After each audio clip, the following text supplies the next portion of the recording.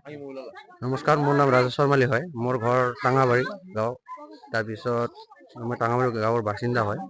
আজি মই UPPL চৰকাৰক বহুত ভাল পাইছিলোঁ। আগৰ দিনৰ বহুত দিনৰ পৰা মই ভাল পাইছোঁ। তাৰপিছত এনেকুৱা হ'ল, আমাৰ গাঁৱত লগতে থকা MLA ঘৰ জয়ন্ত বসুমতাৰী ডাঙৰীয়া, তেখেতৰ ওচৰত মই বহুত বাৰো গৈছোঁ। আমাৰ গাঁৱৰ মানুহ হৈ আজি আমাক নাচায়। আমি কিন্তু আগতে ভাবিছিলোঁ যে ছাৰে ভালেই হ'ব। আজি আমাৰ গাঁৱত যেতিয়া জিকি গ'ল, তেখেতে আমাৰ একো খবৰ নিদিয়ে আৰু খবৰ নলয়। আজি পৰ্যন্ত আমাৰ গাঁৱত সোমোৱা নাই যে টাঙাবাৰী কি পৰিস্থিতি হৈ আছে। গাঁও আমাৰ মইনাকুড়িয়া টাঙাবাৰী একে গাঁও হয়, ৰেমুনি ভিলেজ একে হয়। আজি পৰ্যন্ত আমাৰ গাঁৱৰ এটা ভাল মন্দ কিবা এটা খবৰ নল'লে। আজি আমাৰ সন্মুখেদি যিটো ৰাস্তা হৈছে, আজি ৰাস্তাত ৰেফাৰিঙৰ নামত 2 লাখ টকা চেংচন হ'ল। নেক্সট বাৰত আৰু 2 লাখ টকা চেংচন হ'ল। এই টাকাখিনিৰ কাম নকৰিলে 34,000 টকাৰ কাম কৰিছে, বাকী টকাটো মাৰি দিলে। মেম্বাৰ টেম্বাৰকে এনেকে ভেকু ভাওনা কৰি পইচাবিলাক খাই আছে।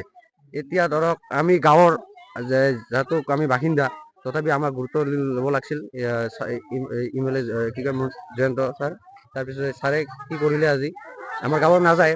জিকাৰ পিছত টাঙাবাৰী চিনিয়ে নাপায়, নিজৰ গাঁৱৰ ৰেমুনি ভিলেজ যে হয়, তথাপি চিনি নাপায়। তেতিয়া আমি এই UPPL দল আমি ত্যাগ কৰি এই BPF-ত যোগদান কৰিছোঁ। আমাক বহুত ভাল লাগিছে।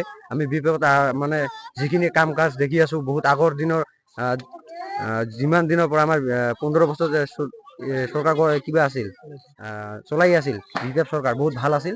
এতিয়া এই চৰকাৰে আজি পৰ্যন্ত একো কাম দেখাব পৰা নাই।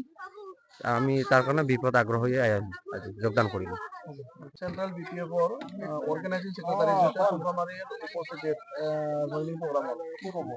হয়, আজি খুবেই এটা ভাল দিন তথা BPF-ৰ দলত যিসকল আজি আমাৰ BPF অনুগামী জইন কৰিলে, তেখেতসকলক আমি কোচ ৰাজবংশী চিৰাং জিলা চেলৰ তৰফৰ পৰা তেখেতলোকক অভিনন্দন জ্ঞাপন কৰিছোঁ আৰু তেখেতলোকক একেলগে কাম কৰি যোৱাৰ প্ৰতিশ্ৰুতি প্ৰদান কৰিছোঁ।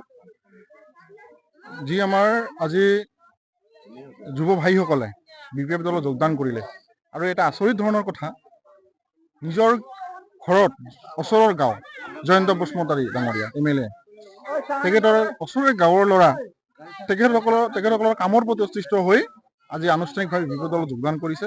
এইটো BPF দলৰ কাৰণে খুবেই ভাল এটা লক্ষণ।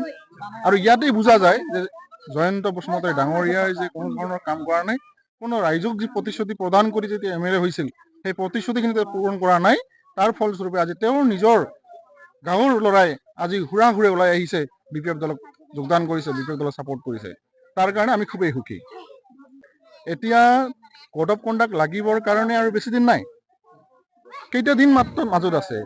এতিয়া তেওঁলোকে 3 বছৰে শুই থাকিলে, এতিয়া তেওঁলোকে কি চিন্তা চৰ্চা কৰিলে নাজানো। এতিয়া অকল আঁচনিৰ নামত আঁচনি, অকল ফিটা কথা, অকল আধাৰশিলা স্থাপনত তেওঁলোকে ব্যস্ত হৈ পৰিছে। অকল মানুহখিনিক প্ৰলোভন দিবৰ কাৰণে তেওঁলোকে ব্যৱস্থা গ্ৰহণ কৰিছে, বেলেগ তেওঁলোকৰ একো নাই।